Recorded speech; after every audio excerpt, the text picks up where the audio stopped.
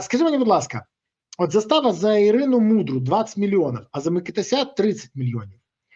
Суспільство обурено такими сумами, ну тому що там рейдернути хотіли півмільярда, нерухомості на півмільярда, заставу внесли на 150 мільярдів кешем, і суспільство обурене кажуть, що ну дійсно ці застави внесуть дуже швидко. Не ті суми для цих людей, ну тому що там, коли кажуть, я тобі 4 мільйони залишив, правда, вона каже, ніхто не залишав. Так от, про що говорять ці суми? Хтось співпрацює зі слідством і пішов на угоду, чи просто вирішили застосувати європейську практику, коли невеликі застави ставлять, згідно яких офіційні доходи дозволяють заплатити, але це помітно впливає на фінансовий стан людини. Чи все ж таки правду кажуть злі язики з Банкової, що у когось там дуже велика істерика через те, що Мудра подивилася на все, що відбувається, і зрозуміла, ну да, зараз за неї заставу внесуть, але потім все ж таки сяде, бо дуже складний злочин, а вона просто виконувала завдання. А тут угода зі слідством можна відбутися, скажімо так, не реальним строком, а дехто, кажуть, писав Мудру, і тому йому теж таки маленьку заставу. Чи можуть ця інформація бути реальною, і тоді які наслідки можуть бути для тих людей, які давали накази Мудрій виконувати ці незаконні дії, а також чи буде зараз якось продовження цієї справи, чи ми будемо чекати, поки у декого зникне імунітет? Я тут хочу сказати, тут питання в коментарях, чи був запит викликати Зеленського до Верховної Ради? Ні, не було. Я хочу вам нагадати, що в перші місяці цього, ще до ковіду, до всього, Верховна Рада змінила закон про імпічмент президенту в такий спосіб, що якщо буде невдалий імпічмент, то спікер Верховної Ради, Борислав мене поправить, має вибачитись офіційно. Я не знаю, чи там цілувати президентську пантофлю чи ні, але має вибачатися точно. Голосування такого не було, і за моїм прогнозом не буде, щоб викликати президента до Верховної Ради. Тому що у опозиції немає навіть 150 голосів для того, щоб це якось спробувати внести в порядок денний, наголошую. Про Мудру і про застави. Громадська думка, звичайно, наше суспільство хоче, щоб застава була така, щоб людина опинилася в слідчому ізоляторі і там чекала відповідних слідчих дій, розслідування і так далі. Тут треба розуміти, за моїми спостереженнями, що з певним юридичним бекграундом Мудра все-таки дійсно була причетна до трибуналу, створення трибуналу з питання російської агресії і до компенсації громадянам України. Це все було. Але просто я впевнений, що вона в разі звинувачувального вироку піде до Європейського суду з прав людини. Тобто це все буде тривати роками. Суд і такі, тобто я розумію, що у нас є такий в суспільстві запит за законами воєнного часу, але законів воєнного часу в Україні не існує. Зразу кажу. Тобто у нас в цьому сенсі, я не знаю, добре це чи погано, не знаю. Факт. Законів воєнного часу не існує. Тому якихось таких, якби були закони воєнного часу, то питання про заставу просто б не стояло. Людина б за ґратами в слідчому ізоляторі чекала.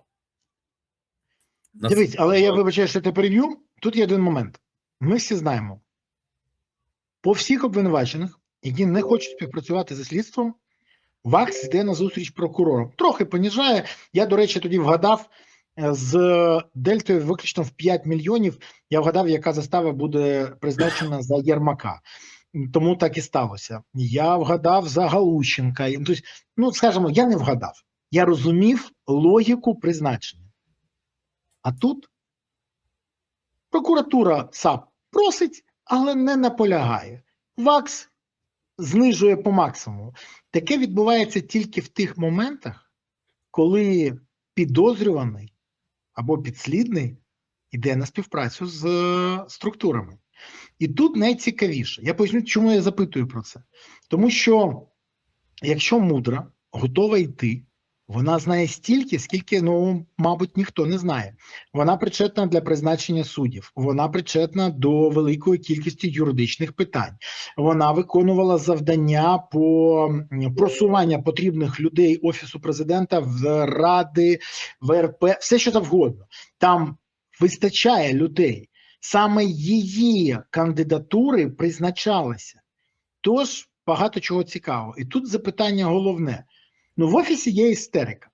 І я знаю, що дехто хоче зараз з нею прокомунікувати і пообіцяти їй, там, я не знаю, небо в алмазах, щось таке, щоб вона нічого не казала. Чотирьохкратних чи ні? Кажуть більше.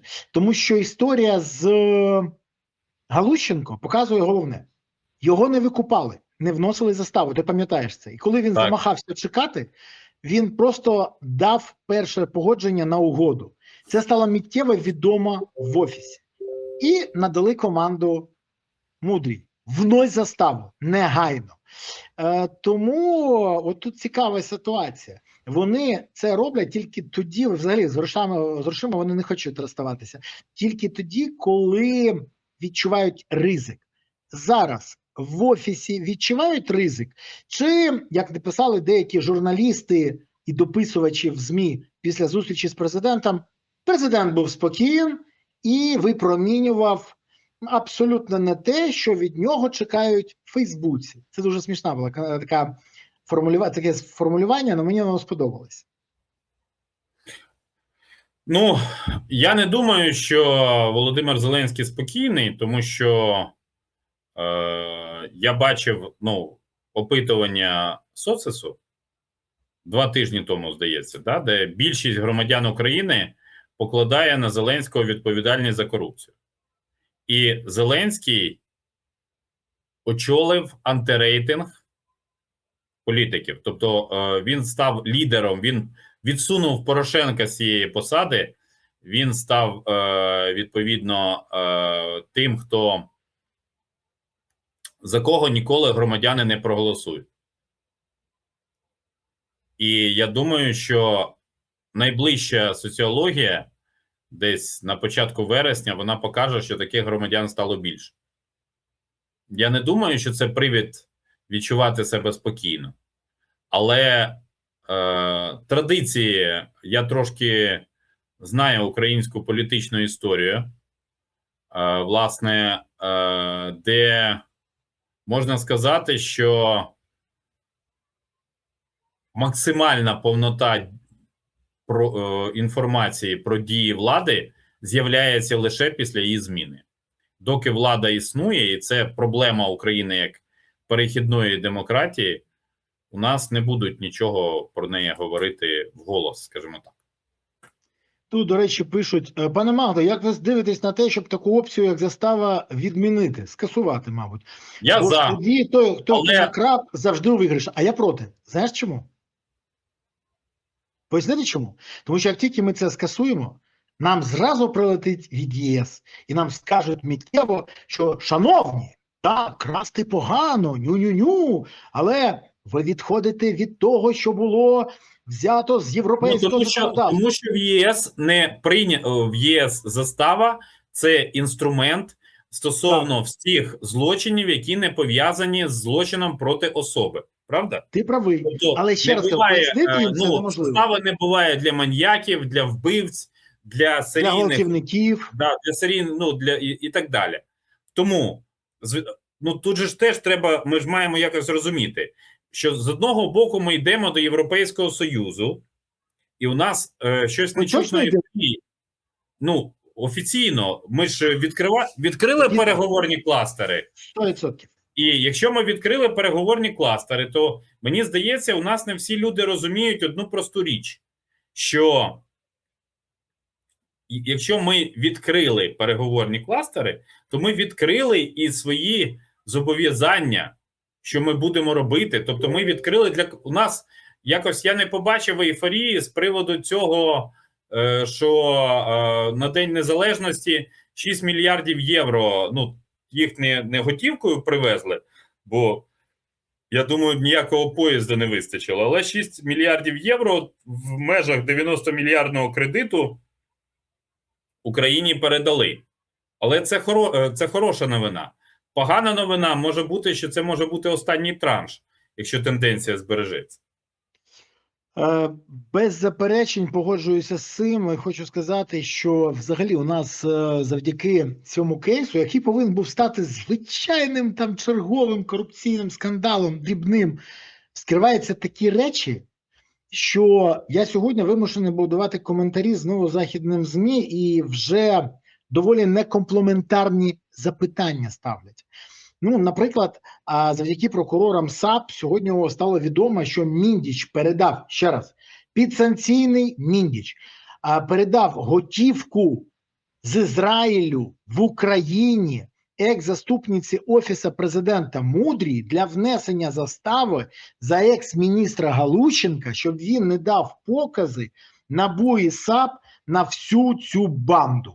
Ну, вибач, будь ласка, неможливо повірити, що спілкування з підсанкційним другом і бізнес-партнером Зеленського було без погодження з ним. Зеленський повинен був погодити. Я не вірю в це, ніколи в житті не повірю. Ба більше того.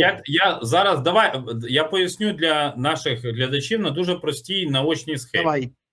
Коли людина, ну, у нас же всі глядачі плюс-мінус повнолітні, правда? Але вони в свій час гралися в пісочниці. Пісочниці, ну, швидше за все в Україні. Якщо ви граєтесь в пісочниці і будуєте в Україні, в будь-якому практично населеному пункті, і будуєте якийсь піщаний замок, то ви ж намагаєтесь з піску нагрести якомога більше. Так, відповідно, Володимир Зеленський нагрібав повноваження. Я з 2020 року придумав термін Офісно-президентська республіка, тобто він не новий. Але є одна проблема, що коли ти нагрібаєш пісок, то в наших реаліях, я тому на це навмисно акцентував увагу, в наших реаліях нагрести собачу чи котячу, а то і людську какашку, даруйте, шанси різко зростають. Я сподіваюся, що аналогія зрозуміла в даному випадку. Аналогія проста. Чим більше повноважень, тим більше відповідальності. І це, не розуміти це, може тільки людина, у якої, ну, просто немає правосвідомості, але Зеленський своєю заявою про те, що у керівників антикорупційних органів до нього немає питань, він, власне, показав свій рівень як людини з дипломом юриста. Тут ніяких, в принципі, питань немає.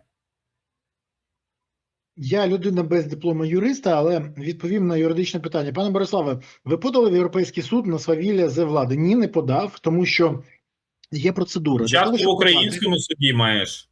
Правильно. Чітко говорить закон таке. Тільки після вичерпання місцевого судочинства можна звертатися до ЄСПЛ. Тому я в комунікаціях з Європейським судом з прав людини, ба більше того, з деякими НГО ми вже працюємо, і зараз закінчується збір документів, тому що наша держава затягує відповіді максимально, а для того, щоб подати, нам треба показати всі порушення. І, наприклад, там Офіс президента тільки зараз надав відповіді. Деякі структури надали, дуже, до речі, цікаво, як вони футболяють один одному. Ну, наприклад, РНБО каже, ми просто виконали. Це ж не наше. Ми просто виконали бажання. Чиє не пишуть. Формулювання теж дуже смішно. Кабмін каже, ми взагалі не маємо до цього відношення. Генпрокуратура каже, жодного кримінального провадження або слідчих дій по Березі немає. Тому ми взагалі не ініціювали цього. Тому не до нас. Всі мені відповідають, це не ми. Я розумію, чому. Тобто санкції теж превентивні. Ну, схоже, що, знаєш, варто згадати, мабуть, Івана Крилова, такого баснописця, у якого є там басня така, в якому фінал, коли вовк пояснює, чому він хоче з'їсти барашка, і він йому каже, що ягня, і він каже йому там цю причину, цю, а потім каже, тебя устал я слушать, все потому, что хочется мне кушать, і в темний лес барашка уволок. І от тут задовбалися, вони не можуть нічого придумати, вигадували, там придумали, але нічого ж немає. Тому, а давайте просто вліпимо санкції. Тому зараз збираємо документи, проходимо це і потім йдемо до ЄСПЛ. До речі, зі мною там зустрічався один перемовник від влади і каже, покайся, скажи, що це тебе науськали на нас, скажи, що ти готовий Володимира Олександровича підтримувати. Я говорю, я готовий підтримувати звинувачення в суді для Володимира Олександровича Зеленського. Ба більше того, я вже знаю по яких питаннях. Ну, наприклад, я ж не просто так викладаю статті Конституції, які порушив особисто Зеленський, коли, наприклад, не запровадив згідно Конституції військовий стан, хоча мав це зробити. Це так, просто трохи вбік. Але повертаючись до наших баранів. Скажи мені, будь ласка, на Міндіча наклали санкції, але він спілкується з Мудрою. Ба більше того каже, слушайте, заберіть у мене этот банк, тому що розтащать ці подонки. Державний банк. Сенсбанк – це не його банк, але він контролює. І що ми бачимо? Що це ОПГ працює по всіх інституціях. То санкції на Міндіча були лише імітацією, а що ще імітує влада? Ну, влада багато чого імітує. Тут, в принципі, знаєш, перелік довгий. На жаль, влада імітує, якщо взяти широко, але описати коротко, влада імітує захист національних інтересів, хоча насамперед захищає власність. Це все. Ладно, приймається як відповідь, але дивись, до речі, коли НАБУ повідомило, що заступниця голови Офісу Президента Мудра отримувала щомісяця $30 000 готівкою доплату в Офісі, то це підіймає питання. Перше, за що вона це отримувала? Друге, а звідки бралася ця готівка в доларах в Офісі Президента, щоб її доплачувати? Ну, теж з Енергоатома, чи це залишалося те, що не добудували на династії? І третє, а хто ще в Офісі Президента отримує та за що ці доплати? Чому запитую? Наприклад, Міша Подоляк вже 5-й рік працює безкоштовно на Офіс Президента. За що живе, не зрозуміло. Як його дружина ще не вигнала з будинку, теж не зрозуміло. Є інше питання, але дивна історія. Вони всі мають офіційні зарплати, а потім на неофіційні купують діаманти по 4 карата, про що Мудро розповідає на записах, і не знають, як їх задекларувати. Скажи мені, будь ласка, так все ж таки, ну, суспільство вимагає зараз відповіді на ці запитання. А чи буде вимагати парламент та у кого? І чи все залишиться, як і було раніше, без змін? Тож зараз ми будемо дивитися черговий сезон рибалки на National Geographic. Рибку спіймали, показали і відпустили. Ну, це ж питання до антикорупційних органів. Чи буде цей сезон на National Geographic, чи ні? Якщо я правильно розумію. Правильно розумію. Мені здається, не тільки. Це ще й до ВАКСу питання, тому що там багато чого залежить від суда. Ну, я так зрозумів, що голова ВАКСу у справі Мудрі розглядав цю справу. Тобто вище нікого немає. Я скажу так. Я не юрист, тому не зможу коментувати особливості там формування застави і так далі.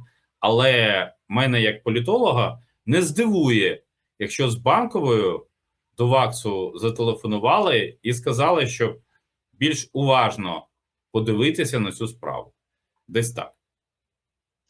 Ну, подивимось. Єдине, що в мене є одне запитання. Чи в цьому місяці буде йти двушечка на Москву, і чи будуть виплати оцією готівкою в цьому місяці теж всім тим, хто виплачували раніше? І відповідь на це в мене немає. Я щось думаю, що Вова, якому будують будинок в династії, теж давати відповідь не буде, як і про те, хто ж він такий. Але я хочу звернутися до тебе як до історика. Бо чим більше корупційних скандалів навколо Зеленського, тим більше він намагається корчити з себе патріота і націоналіста, який живе історією, історичними постатями і фактично історичною спадщиною України. Це виглядає доволі смішно, пам'ятаючи, як він в своїх виступах в «Квартал 95» каже, яка різниця?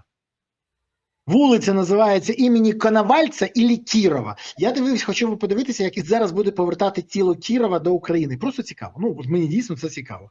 Але після Ніндіча, Єрмака і династії почалися і пантеон, і перепоховання, і промовна тронною Коновальця, і пам'ятник Мазепи. Останнє, до речі, сталося зразу, як тільки вибухнув корупційний скандал з Мудрою. І чим гучніше лунають питання про те, хто такий Вова, для якого будуть в династії, тим більше Вова намагається прикритися історичними подіями чи постатями. А в мене питання тобі. Тож незабаром ми можемо почути, що Вова кожного вечора читає твори Донцова, а декалог націоналіста щоранку читає замість молитви? Цікаво, а двушечка на Москву ніяк не суперечить Хвильовому і його заяви «геть від Москви»? І що не так взагалі з цією імітацією патріотизму? Все залишається на рівні форми, чи будуть і сенси теж? Є кілька моментів, на які треба звернути увагу. Ну, наприклад, те, що у нас іде процес відновлення нашої історії, це правда. Але разом з тим скажу, що, наприклад, почесні найменування підрозділам Збройних сил почали присвоювати ще за Петра Порошенка. А за його президентства, за Володимира Зеленського цю традицію продовжили і розвинули. Це теж зрозуміло. Це правильно і це робити потрібно. Стосовно пантеону. З одного боку, українці мають право на вшанування пам'яті наших загиблих героїв, і дійсно жодна держава не повинна на це впливати. У мене просто такий, вже другий раз за сьогодні вживаю цей термін когнітивний дисонанс через те, що у мене є відчуття, що і Мельника, і Коновальця перепоховали для того, щоб якось легалізувати національний меморіальний цвинтар. Бо по ньому є дуже багато запитань. Мені складно уявити, як створити національний пантеон на околицях Києво-Печерської лаври і його захистити від можливого російського ракетного удару. Ми ж розуміємо, скажімо, негативні емоційні наслідки, якщо так буде. Тобто, я б віддав перевагу тому, щоб ми проводили в суспільстві широку дискусію про те, хто має бути перепохований, чому має бути перепохований, які мають бути критерії.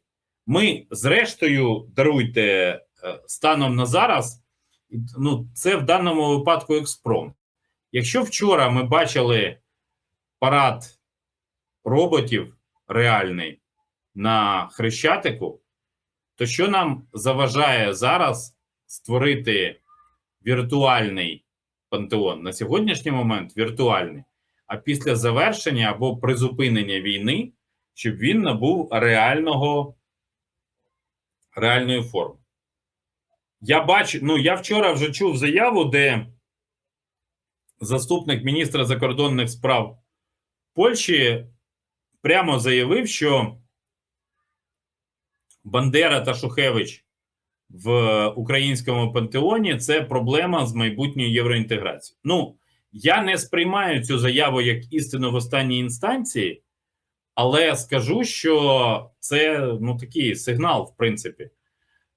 Я просто, наприклад, знаю, що на жаль, з радянських часів до бандерівців негативне ставлення не лише в Польщі, а, наприклад, в Чехії, Чехословаччині, ну тодішній чи соціалістичній, наприклад. Ми просто маємо багато ще над чим працювати. Я не бачу, тобто, у нас є верхівка політики історичної пам'яті, але, наприклад, національний спротив, от як такий, він хіба в Україні на сьогоднішній момент працює? Наскільки мені відомо, це працює тільки точково. Я, наприклад, не чув, щоб, це не зовсім історія, але якщо ми повернемось до історії, Український інститут національної пам'яті зараз дуже такий, відчуває внутрішнє піднесення, бо він нарешті став потрібним.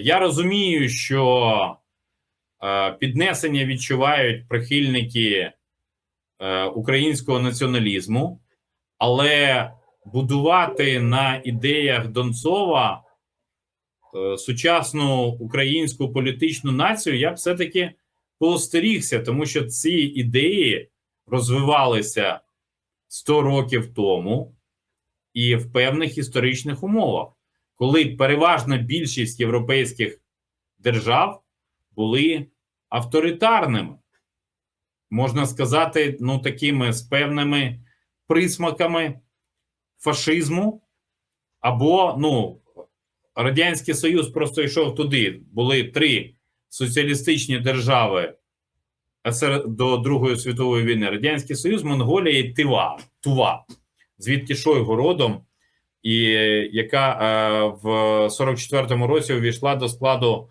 Радянського Союзу. Але в Європі, все було набагато складніше. Тому, от мені просто цікаво, якщо ми вийдемо зараз на вулицю Києва і попросимо назвати, чому б не провести якесь широке опитування? У нас же соціологи зараз охоче проводять різноманітні опитування. Скласти короткий лист, довгий лист тих, хто може, власне, бути, хто заслуговує бути перепохований в Україні.